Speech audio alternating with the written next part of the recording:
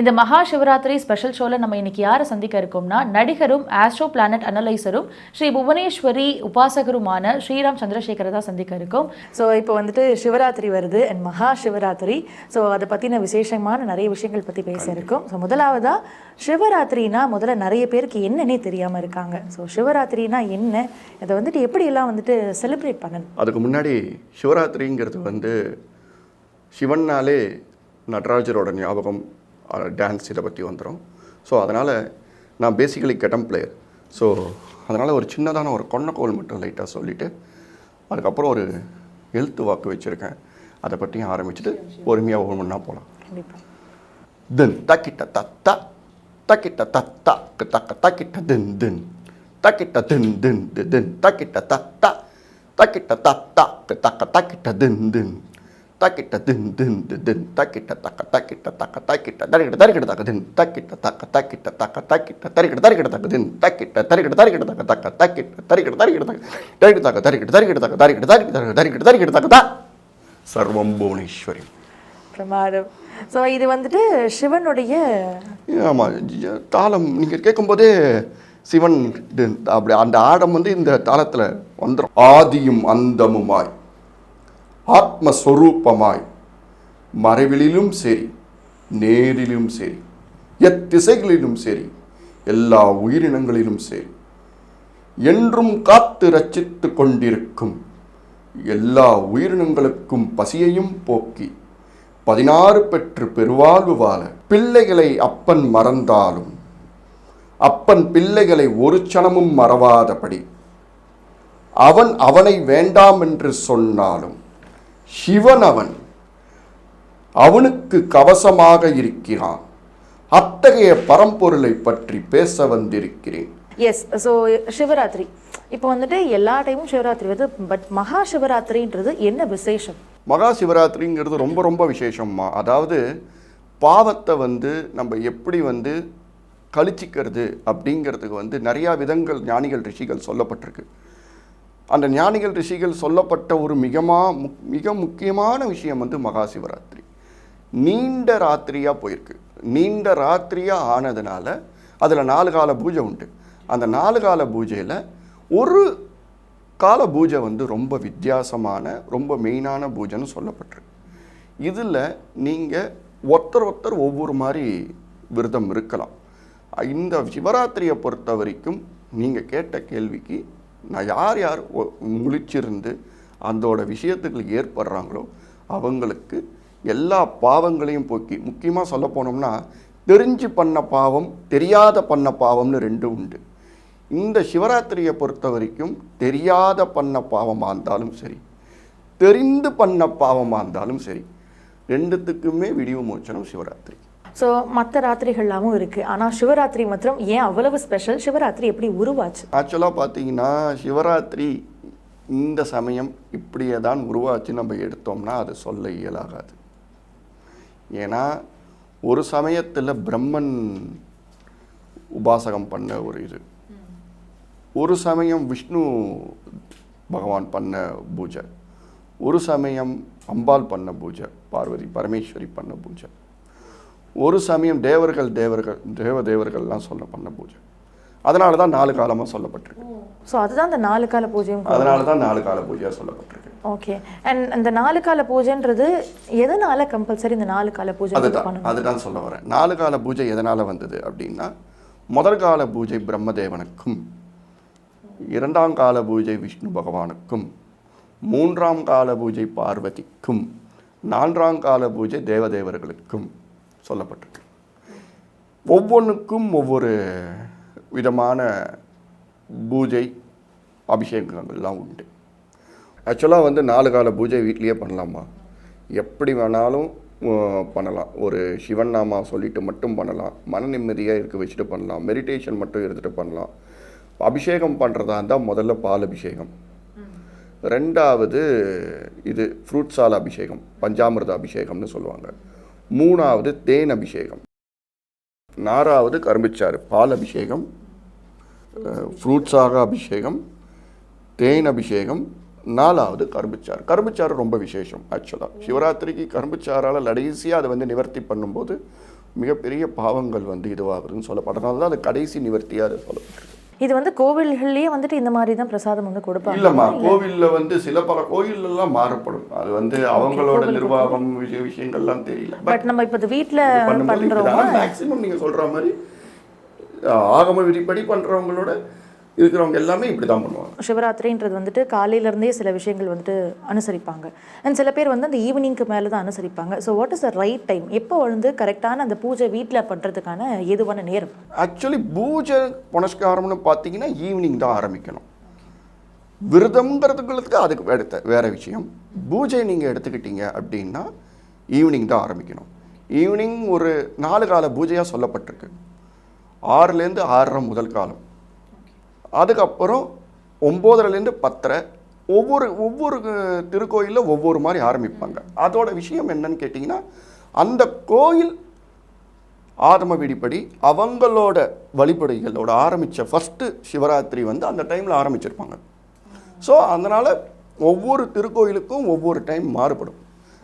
ஆனால் கரெக்டாக நம்ம சொல்ல போனோம் அப்படின்னா 6லேருந்து 6:30, அடுத்தது 10லேருந்து 10:30, அப்புறம் 12லேருந்து 12:30, 11:45லேருந்து 12:30, அதுக்கு அடுத்தது மார்னிங் 4:30. இந்த 4 கால பூஜைங்கிறது வந்து ரொம்ப விசேஷமான பூஜை. பூஜைன்னு பண்ணிங்கன்னா இந்த 4 கால டைமில் பண்ணணும். வீட்லேயே பண்ணலாம், எதில் வேணாலும் பண்ணலாமா. சிவன்கிறது வந்து சுயம்புன்னு, அதாவது மானசீக கடவுள். சிவன் வந்து மானசீக கடவுள். ஸோ அவரை வந்து இப்படி தான் வழிபடணும் அப்படி தான் வழிபடணும்னு இல்லை. அவர் வந்து மானசீகமாக நினைச்சாலே அந்த தினத்தில் நம்ம மனசில் உட்காருவார். அப்படிப்பட்ட ஒரு மிகப்பெரிய ஒரு ஆற்றல் வாழ்ந்த தெய்வம்.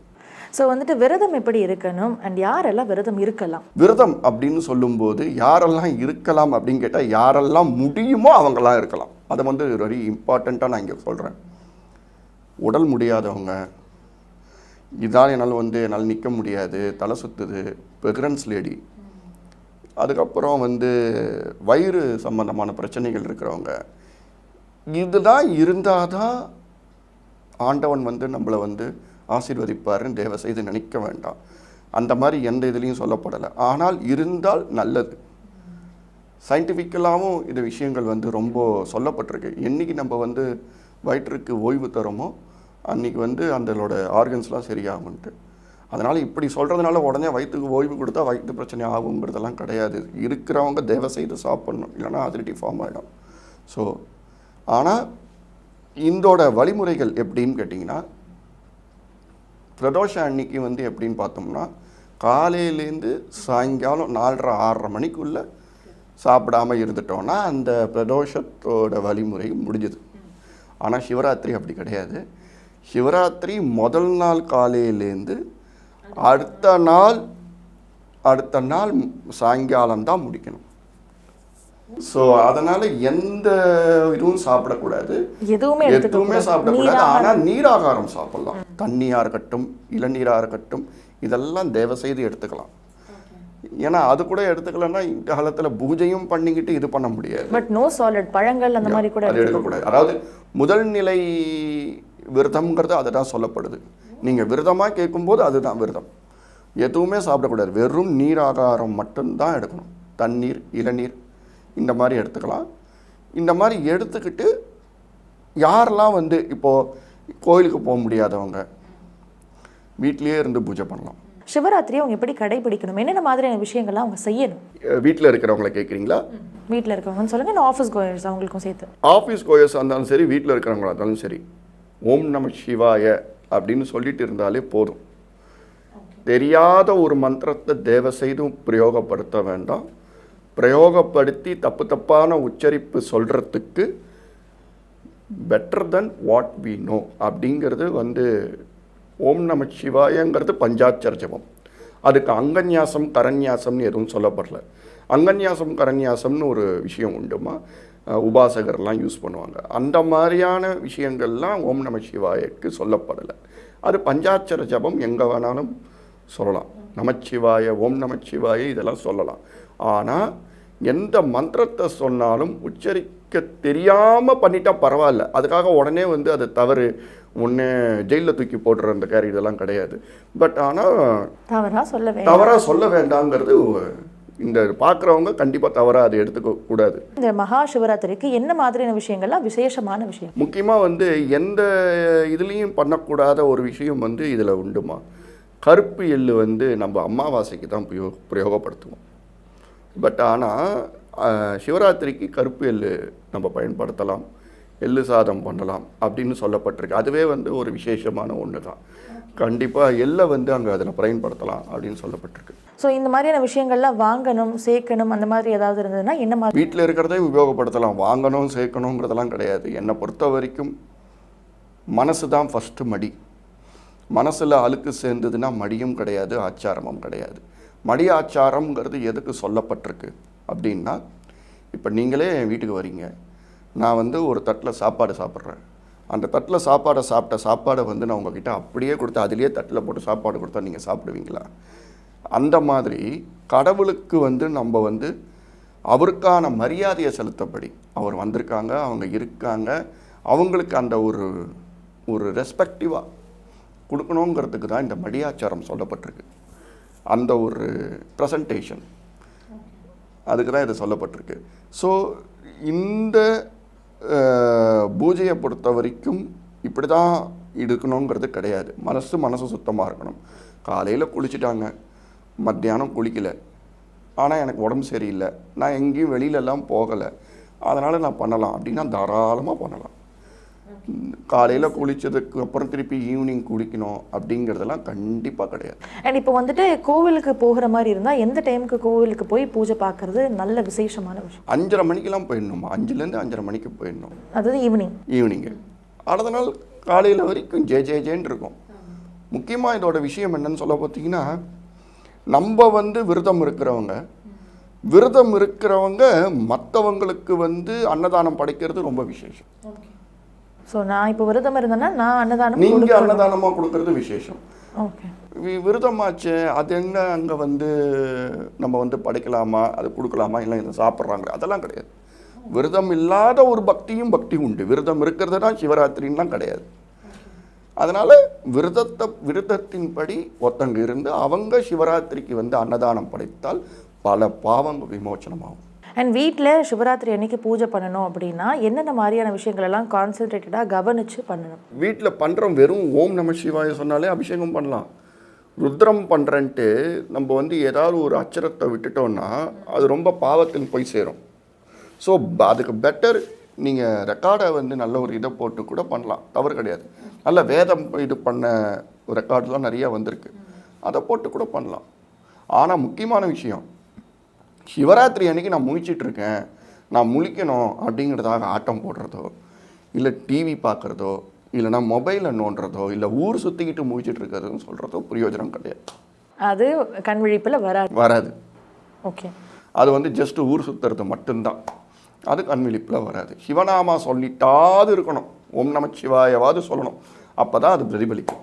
ஸோ ஒருத்தர் வந்து கண் விழித்து ஓம் நம சிவாய சொல்லும் பொழுது தான் அது அதோட எல்லா பலனும் கிடைக்கும். ஆனால் வந்து கம்பல்சரி அதை வந்துட்டு கோவிலுக்கு தான் போய் பண்ணணுன்றதும் அவசியம் கிடையாது, நம்ம வீட்டில் இருக்கும்பொழுதே அதை பண்ணலாம். ஓகே, பொதுவாக வந்துட்டு லிங்கம் வந்துட்டு வீட்டில் வைக்கக்கூடாது, இல்லை சிவன் படம் தான் வைக்கணும் அப்படின்ற ஒரு மிஸ்கன்செப்ஷன் கூட இருக்கும். அது ஆனால் வழிபடும் பொழுது நம்ம எதுக்கு அபிஷேகம் பண்ணணும்? சுரூபமாக இருக்கிற படத்துக்கா, இல்லைன்னா இந்த மாதிரி லிங்கம்க்கு அபிஷேகம் பண்ணணுமா? ரொம்ப அழகாக கேட்டீங்க. சொரூபமாக இருக்கிற படத்துக்கா அப்படிங்கிறது கேட்குறதுக்குள்ளே வந்து ஒரு இது வரும். ஃபோட்டோவா டப்புன்றவாங்க, ஃபோட்டோன்னு சொல்லவே கூடாது சுவாமியை, அது ஒரு மெயினான விஷயம் நான் எடுத்துக்கிறேன். சொரூபமாக இருக்கிறவங்க அப்படின்னு சொல்லணும். ஸோ அதனால் வந்து அம்மா இதில் வந்து ரொம்ப நிறைய விதிமுறைகள் இருக்குது. அதாவது மரகத லிங்கம் அப்படின்னு எடுத்துக்கிட்டிங்கன்னா புதனோட ஆதிக்கம் வந்து ரொம்ப அதில் வந்து ஆற்றல் அதிகம். ஸ்படிகலிங்கம் அப்படின்னு எடுத்துக்கிட்டிங்கன்னா சுக்கிரனோட ஆதிக்கம் அதில் ரொம்ப அதிகம். இந்த மாதிரி ஒவ்வொரு இதுக்கும் ஒவ்வொரு பேட்டர்னுக்கும் ஒவ்வொரு விஷயம் உண்டு. ஸோ பட் ஆனால் மரகத லிங்கம் நாம் பண்ணோம், புதன் ஆதிக்கம் வரும், நம்மளுக்கு இப்போ புதன் தசை போயிட்டுருக்கு, இல்லைனா வந்து புதன் சம்பந்தமான விஷயம் வேணும், இப்போ இல்லை சுக்கிரன் சம்பந்தமான விஷயம் வேணும்ன்ட்டு யாரும் எடுத்து பயன்படுத்தக்கூடாது. ஏன்னு கேட்டிங்கன்னா அந்த ஸ்படிகலிங்கத்துக்கும் இல்லை மரகதலிங்கத்துக்கும் சில பல தேவைகள், விதிமுறைகள், பண்ணுறக்கூடிய நேமனிஷ்டைகள்லாம் இருக்குது. அந்த நேமனிஷ்டைகள் நீங்கள் பண்ணாமல், இதெல்லாம் செய்யாமல், குருமுறை எப்படி பண்ணணும்னு கேட்காமல் பண்ணும்போது அதோட ஆற்றல் கம்மியாகி அதுவே ஒரு மிகப்பெரிய பாவமாக போய் சேர்ந்துடும். ஸோ அதுக்கு பெட்டர் தெரியல அப்படின்னா நீங்கள் வந்து சொரூபத்தை வச்சு பண்ணலாம். அப்படி இல்லைன்னா வெள்ளி சிவன், வெள்ளியில் இத்தனை சிவன். ஆனால் இந்த மாதிரி ஜெம்ஸ் சம்பந்தமான அதுவே வந்து சிவனாக வரக்கூடிய சில பல விஷயங்கள்லாம் இருக்குது. ஸ்படிகலிங்கமானாலும் சரி, மரகதலிங்கமாக இருந்தாலும் சரி, இந்த மாதிரி விஷயங்கள்லாம் ரொம்ப சர்வ ஜாக்கிரதையாக உபயோகப்படுத்தணும். அது தொடும்போதே சில பல விஷயங்கள்லாம் இருக்குது. அதே மாதிரி லிங்கம் வச்சு வழிபடும் பொழுது நம்ம நந்தி பகவானையும் சேர்த்து வச்சு கண்டிப்பாக பண்ணால் அது ஒரு மிகப்பெரிய இது வேறு அது வேறு இல்லை, தாய் வேறு மகன் வேறு இல்லைன்னு சொல்லிட்டு சொல்வது இல்லாமல் நந்திகிட்ட சொன்னால் அது மிகப்பெரிய ஒரு நல்ல விஷயம்னு சொல்லப்பட்டிருக்கு. நிறையா கோயிலில் நீங்கள் பார்த்தீங்கன்னா பிரதோஷத்துக்கு சில பல கோயிலெல்லாம் சிவனுக்கு அபிஷேகம் பண்ண முடியாதவங்க நந்திக்கு மட்டும் பண்ணுவாங்க. இங்கே போனால் அங்கே போய் சேரும் அப்படிங்கிறது விதி சொல்லப்பட்டிருக்கு. ஸோ இவ்வளவு நேரம் சிவராத்திரி பற்றி கேட்ட எல்லா கேள்விகளுக்கும் நல்லா தெளிவாக பதில் சொன்னீங்க. Thank you so much. இந்த நேரத்தை நீங்கள் எங்களுக்காக ஒதுக்கி கொடுத்து வந்ததுக்கு ரொம்ப நன்றி. சர்வம் புவனேஸ்வரி. தேங்க்யூ.